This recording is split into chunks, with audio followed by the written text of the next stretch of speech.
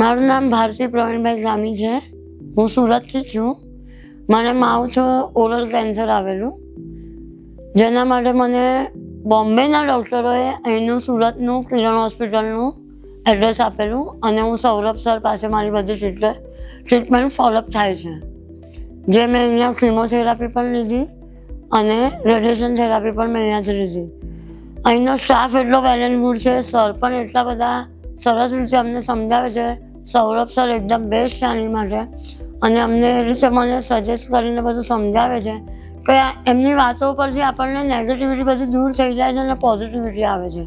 એટલું ફાઇન રીતે આપણને હેન્ડલ કરે છે. અને કિમોથેરાપી પણ વખતે પણ અહીંયા મને એડમિટ કરેલી, તો એનો પણ સ્ટાફ અમને એટલો સપોર્ટ કરે છે, કોઓપરેટિવ છે બધા.